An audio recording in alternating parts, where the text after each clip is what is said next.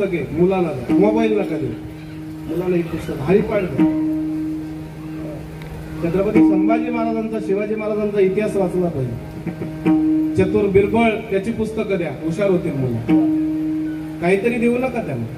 मोबाईलनं पार पिढी बरबाद करून टाकली. ते नका द्यायचं झालं तर ही पुस्तकं द्या. 500-550 रुपये किंमत आहे. याने घडवलं सहस्रासनं पुस्तकाचं नाव. त्या पुस्तकामध्ये 1000 लोकांचं चरित्र आहे. जगाचा अभ्यास केला रोहित प्रकाशननं. जगाचा अभ्यास 700 कोटीचं जग आहे आणि 700 कोटीच्या जगामधून ज्ञानी लोकांचा भरणा पाहिला. 1000 ज्ञानी लोक शोधली.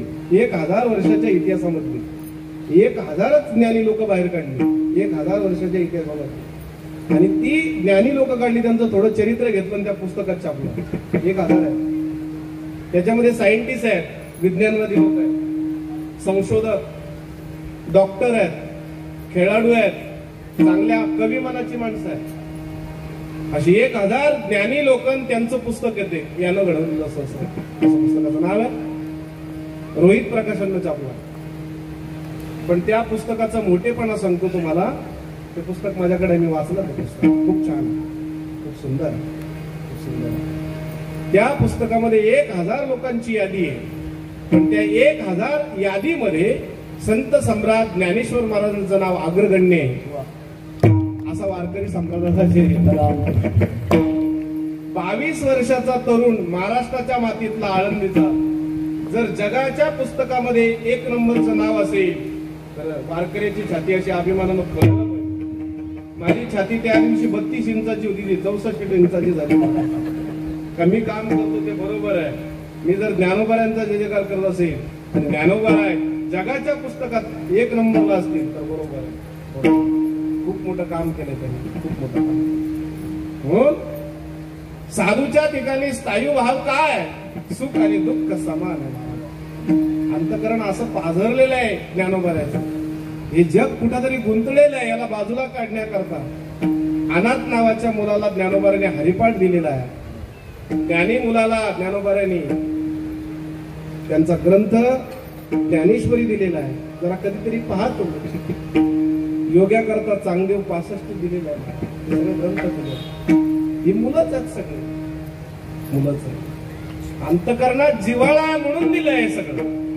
पण त्यांच्या अंतकरणात जिव्हाळा कुठला आहे? सुख दुःख समान. साधूच्या अंतकरणात सुख आणि दुःख समान असतं. तोच साधू आहे. अपेक्षा अजिबात नाही. अनपेक्ष सुचिर दक्ष उदासीन सर्वरंभी परित्यागी युवमत भक्तास. 12व्या अध्यायामध्ये खूप सुंदर चिंतन आलंय. सुखक्षमी अशा प्रकारचं चिंतन आहे. समशत्रूचे मित्र इथे त्याच्यावर खूप सुंदर लिहिलंय. मला का खंडाला घाव घाली लावणी जयाने केली दोघा दे एकची सावली का वृक्ष द्यायचा तो साधू तो संत आहे. दृष्टांत सांगतो आणि संपवतो. दृष्टांत खूप मजेशीर आहे, खूप छान आहे. दृष्टांत आहे द्वापार युगातला. द्वापार युगामध्ये भगवान श्रीकृष्णाच्या 16,108 पत्नी होत्या. किती? 16,108. 16,108. सोन्याची द्वारका समुद्राच्या मध्यभागी बांधली. 16,108 महल तयार केले. 1 BHK नाही, गार्डन, त्याच्यामध्ये संडास, बाथरूम, किचन, बेडरूम, हॉल, सगळं देवघर वेगळं सगळं. प्रत्येकी करता किराणा वेगळा, रंगरंगोटीचं साहित्य फिरून फिरून लावले प्रत्येकीला. फाउंडेशन दिलं पाहिजे, कारण महिलांना ते आवडतं. साज शृंगार सोनं संसार. सोन्याची द्वारका होती, खूप सुंदर. प्रत्येक राणीला देवापासून 11 मुलं झाली. 10 मुलं आणि 1 मुलगी. 16,108 गुणिले 11. 70 38 99 84 44. माझा नंबर येतो. तुमचं गणित झालं की पाठवा. 1,77,188 पोरं होते देवाची. 2.25 लाख पोरं होते. 56 कोटी याद होती. काय दिनचर्या होती देवाची. संध्याकाळच्या वेळेला देव सभेतून आला की प्रत्येक राणीच्या सामवेत राहायचा आणि सकाळी उठल्यानंतर एक व्हायचा आणि सभेचं राज्य कारभार पाहायचा. सत्संगाला जायचा, सत्संगाला जायचा, सत्संग आणि संध्याकाळच्या वेळेला एका रूपातून 16,108 रूप बाहेर यायची आणि प्रत्येक राणीच्या सामवेत परमात्मा राहायचा. असं चरित्र आहे. 16,108 रूप घ्यायचा देव. 2 करायला हरकत नाही, आपल्या रूपातून दुसरं रूप काढता येत असेल. आमचे बाबा सांगायचे त्याचं हे चिन्ह एकच येतं ना, एकच पाहिजे त्याला, एकच पाहिजे. 2 येत असतील तर 2, जास्त येत असतील तर मला नका विचार. ज्याच्या कपाळावर 3 आड्या व्यवस्थित पडतात तो 100 वर्ष जगतो. असं असं करून नका. 2 पडत असतील तर 80 वर्ष जगतो. असं सूत्र आहे. पडद्याच्या मधल्या बोटापर्यंत सरळ रेत जाते तो माणूस धनाधीश असतो. कुबेर त्याच्यावर प्रसन्न. ज्याचं करंगळी अनामिका नावाच्या बोटाच्या 2 पेडाच्या वर मोठी असते तो माणूस दान धर्मात पुढे असतो. सूत्र आहे. अंगठ्याच्या बाजूचं बोट ज्या बाईचं मोठं आहे ते आयुष्यभर आपल्या मालकाला ताब्यात ठेवते. असं पण सूत्र आहे. ते आता नका पाहू तुम्ही. बरं एकदा भजन करू. विठोबा रघुमाई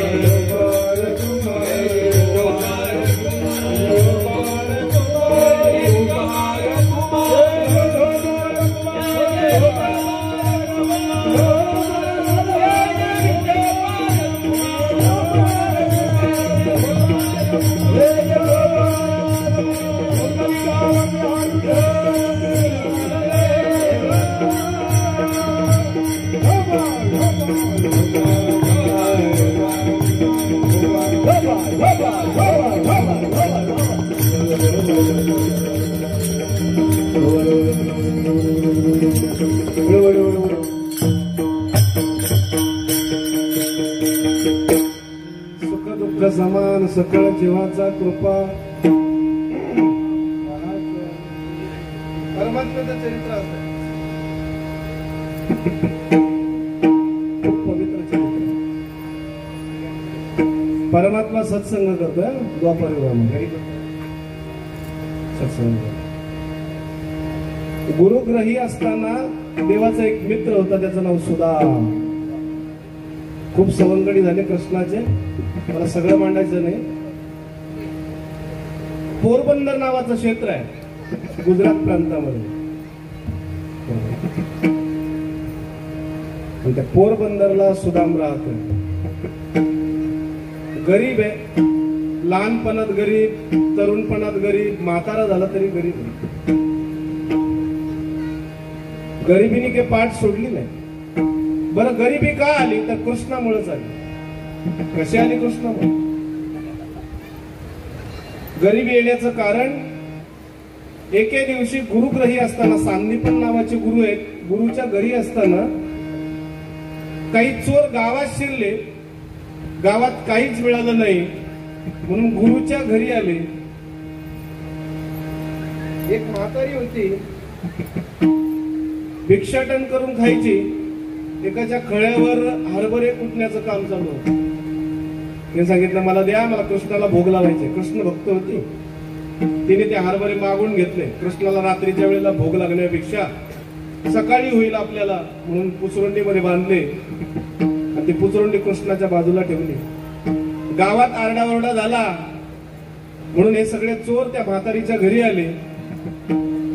गरीब भिकारी म्हातारी काय मिळेल, तिथं चणे सापडले, हरभरे ते घेतले. चला म्हटलं पडतं ते तर ते, चला घेऊन निघाले. सांदीपण नावाच्या गुरुच्या घरी आले. कृष्ण, बळीराम आणि सुदाम देव त्यावेळेला शिकण्याकरता गुरुग्रही होते. चोर तिकडे आल्यानंतर कोणाच्या चोराच्या कमरेतून ती पुचरुंडी चण्यांची पडली खाली. आरडाओरडा झाला, चोर निघून गेले.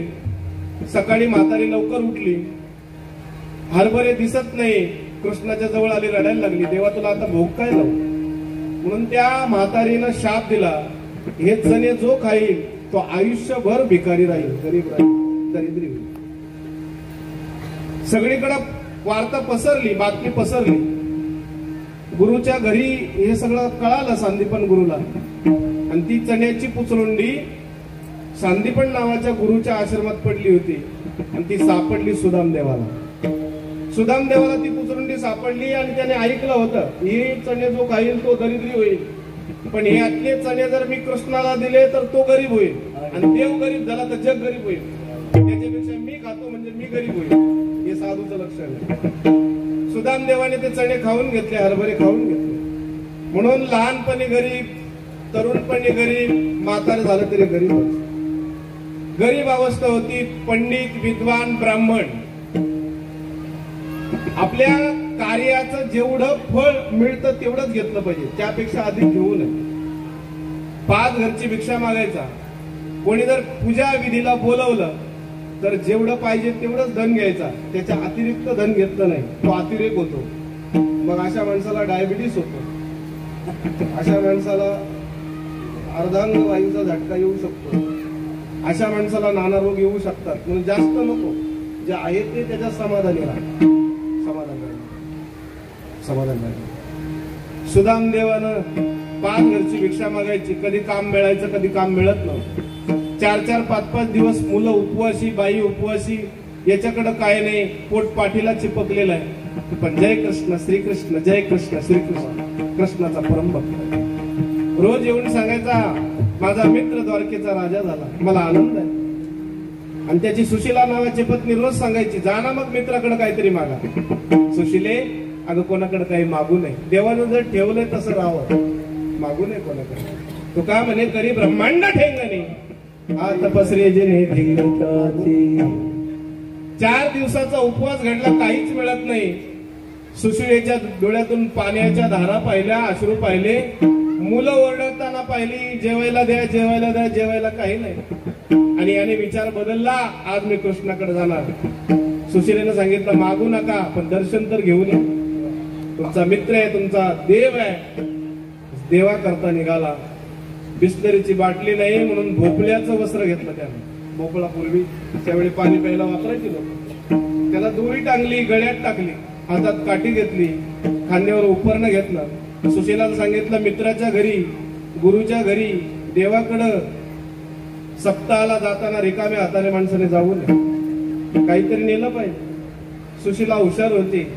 तिने काही पातळ, काही जाडे, कोणाचे पांढरे पोहे घेतले आणि पुचरुंडीमध्ये बांधून दिले. जा निघाला सुदामदेव.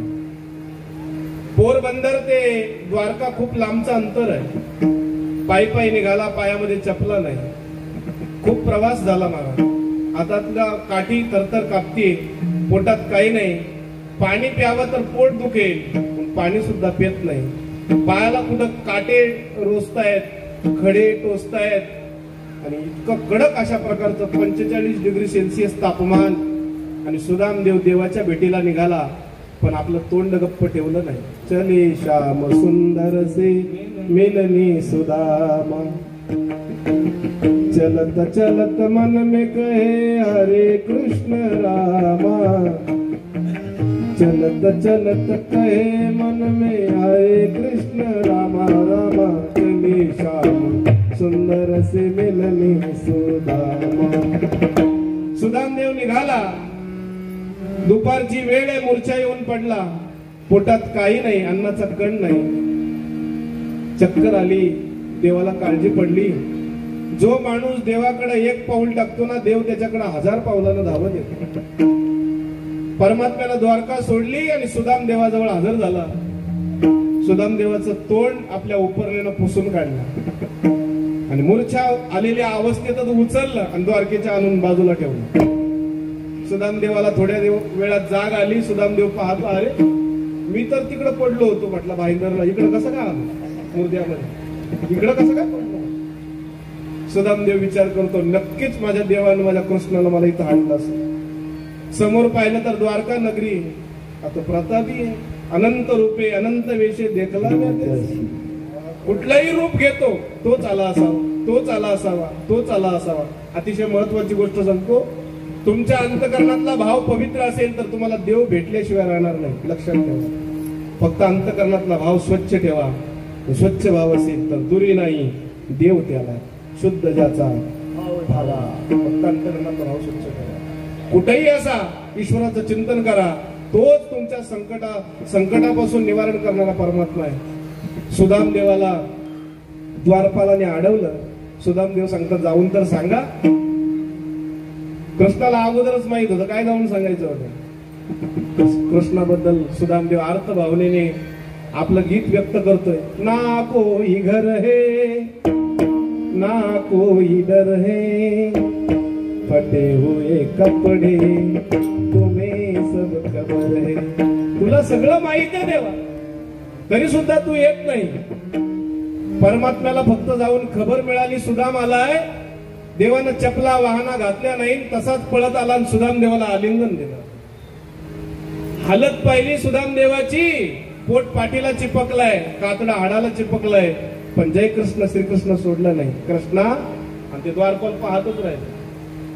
अरे इतका फाटका भिकारी दरिद्रीन त्याला देव आलिंगन देतो, हे कसं काय घडलं. देवानं सुदाम देवाला आतमध्ये नेलं. पाहिलं तर असा 18 ठिकाणी धोतर फाटलेलं होतं. हे कपडे काढ म्हटला. राणी येतील माझ्या आता, तुझ्या वहिनी येतील म्हटला. कपडे काढ. हे कपडे घालून मग काय करू म्हटलं. मी काय कुंभातून आलोय का. म्हटलं कुंभातून नाही आला तू, तुला मी माझे वस्त्र देतो. देवाने देवाचे वस्त्र दिले महाराज. देवाचे वस्त्र घातले. सुदाम देवाने ते कपडे काढले देवाच्या समोर. देवाने कपडे दिले. राजाचे कपडे. ते कपडे घातले. पण ते कपडे घातल्यानंतर त्याला काहीच वाटलं नाही. फाटके होते तरी काही वाटलं नाही. राजाचे कपडे घातले तरी काय वाटलं नाही. सुदाम देवाला एका खुर्चीवर बसवलं, काठवट ठेवली, पाय धुतले. देव रडायला लागला. गरीब होता, दरिद्री होता, मित्र होता. काय करावं. अरे माझ्या करता वहिनीनं काय दिलं. उचलून असेल लपवायला लागला. सोन्याची बारका काय पोय लपवायला लागला. देवानं हिसकावून घेतले. रुक्मिणीनं पाहिलं. रुक्मिणी आले, तिने घेतले. म्हटलं जर आता देवाने एवढे खाल्ले तर सगळं देऊन टाकेल. मग देवानं सांगितलं सगळ्या राण्याला, चला माझा मित्र आला, पाया पडायला चला म्हटलं. आता देवाचं कटलंच होतं ते. 1 2 3 5 10 50 100 सुदामदेव आयुष्यावरती भाऊ, आयुष्यमान भाऊ, अष्टपुत्री सौभाग्यवती भाऊ. थकला ना कृष्णा. अरे अजून किती आहेत म्हटलं. आता 100 झाल्या. 16,000 आहेत अजून म्हटलं. कृष्णा एक काम कर, तू माझ्या पाया पड, मी तुला आशीर्वाद देतो, तू तुझ्या बायकांना आशीर्वाद देऊन टाक. हे फक्त संताला जमतात, हे भक्ताला कळवा. सुदामदेवाच्या देव पाया पडला. देवाने राण्याला आशीर्वाद दिला. जेवणाच्या पात्रावर 56 प्रकारचा भोग. सुदाम देवाला त्या भोगामध्ये लाडूमध्ये आपला मुलगा दिसतो, जिलेबीमध्ये आपली पत्नी दिसते. अरे उपवासी असते रे, काही खाल्लं नसेल रे, कसं खाऊ मी. माझी पत्नी जर उपवासी असेल तर मी कसं खाऊ. तुका म्हणे नग्न भाज तरी ती लाज स्वामीसी. आणि कृष्ण सांगायचा वहिनीला घेऊन या पुढच्या टायमाला. मूर्खा, वहिनीला आणलं नाही तू, वेडा बुडून जा. आता वहिनी आली असते तर गप्पा मारल्या नसते का. मुलांना आणायचं, हा पुढच्या वेळेला घेऊन ये. 4 दिवस झाले सुदामदेवाचं मन रमत नाही. कृष्णा मोठा पाहुणाचार झाला, आता जातो मी जातो. अरे थांबला असता तर वहिनीला बोलून घेत नाही म्हटलं मी जातो, पुढच्या वेळेला घेऊन या वहिनीला. सुदाम देवानं काही मागितलं नाही देवाकडे. कधीतरी मनात यायचं मागू का, पण नको नको, कशाला मागायचं नको. सुदाम देव जायला निघाला, 5-25 पावलं पुढे गेला. देवानं आत्माले सुदामाला वाटलं आता काहीतरी मूठ भरून मोहरा मला देईल. सुदाम जागेवर थांबला. कृष्णा, अरे का थांबवतो आता मला, थांब म्हटला थांब. सुदाम देवाच्या मनात होता आता मला 5-25 मोहरा देईल, माझं आता कल्याण होईल वाटत. जवळ आला कृष्ण. तर का रे, त्या दिवशी आला त्या दिवशी फाटकं धोतर घालून आला आणि माझे कपडे तुला मी दिले ते पण घेऊन चालला तू, काढून दे म्हटलं. काढून देवाने मी फाटकी कपडे आणून दिली सुदाम देवाला. सुदाम देवाला घालताना आनंद झाला नाही आणि काढून देताना दुःख झालं. सुख दुःख समान याला म्हणायचं महात्म्याच्या अंतकरणामध्ये कुठल्याच प्रकारचा सुखाविषयी दुःखाविषयी कुठल्याच प्रकार आपण टेन्शन मध्येच असतो. मी एकाला पाहिलं बस स्टँडवर, काय झालं एवढा नाराज का, म्हटलं तिच्या पोटात दुखते. मग तुझ्या पण डोक्यात दुखते. आपल्या सुखदुःखाच्या व्यक्त्या वेगळ्या आहेत. काही माणसं सदा नाराज. एकाला विचारलं चल कीर्तनाला, आलो असतो म्हटला, पण आता परत त्यांच्या सत्यात जाणार नाही का, त्या दिवशी गेलो चप्पल गेली म्हटलं, जाणारच नाही. म्हणून महात्मा हा निराळा असतो, वेगळा असतो, त्याच्या अंतकरणात कळवळ असतो, सुखदुःखाची जाणीव असते. ज्ञानोबा, तुकोबा, एकनाथ महाराज, नामदेव महाराज यांच्या अंतकरणामध्ये जगाच्या विषयी कळवळ आहे. सुख दुःख समान, सकळ जीवाचा कृपा. ज्ञानाच्या बाबतीत ओतप्रोत भरलेला ज्ञान आहे, पण अहम नाही. धन्य जगे तोची एक हरिरंगी. सगळेच घेतले नाही बरं का. सगळे जर नाचणारे घेतले असते तर डीजे वाले कमी पडले असते. इकडे डीजे वाले नाही घेतले. हरिरंगी नाचे, हरीच्या रंगात जो नाचतो तोच घेतला, बाकी कोणी घेतला नाही. हे संतांचे उपकार आहे. ज्ञानेश्वर माऊली, ज्ञानेश्वर माऊली, ज्ञानेश्वर माऊली,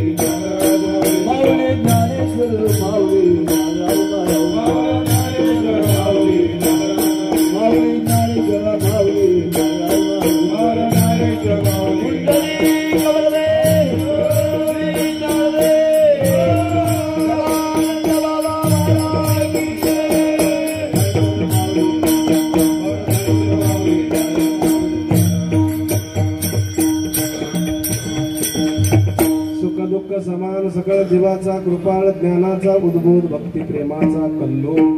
अंतकरणात अशा प्रकारची श्रद्धा ठेवा. निश्चितच परमात्मा एक दिवस तरी आपल्याला दर्शन देईल. या कार्यक्रमाच्या योगानं मुर्धा राम मंदिर या ठिकाणी हा उत्सव चालू आहे. या उत्सवामध्ये मला निमंत्रण करणारे आमचे परमार्थप्रेमी परमादरणीय दिलीप भाऊ पाटील, त्याचबरोबर आमचे मार्गदर्शक आणि सप्ताचे सुद्धा मार्गदर्शक हरिभक्ती पारायण गुरुवर्य कबीर बाबा यांनी या ठिकाणी मला निमंत्रण दिलं. तुमच्या सर्व विद्यमान ग्रामस्थांच्या वतीने इथं जमलेले सगळे कलाकार, गायनाचार्य, मृदंगाचार्य, पेटी वादक, विनेकरी, सगळ्यांची नावं घ्यायची ना, पाठ पण नाही, एकेकाला विचारून घेतलं. पांडुरंगाच्या चरणी फुल टाकतो वाकून, तुमचं सगळ्यांचं नाव घेतो, ज्ञानोबा तुकोबाचा मान राखतो. याला कदाचित बोलता बोलता काही चुकलं असेल, तो आजानबद्दीचा दोष असेल. झालेलं प्रभुचिंतन रामरायाच्या चरणी समर्पित करू शकतो. या ठिकाणी पूर्ण विराम. विठ्ठल विठ्ठल विठ्ठल जय जय विठ्ठल विठ्ठल जय जय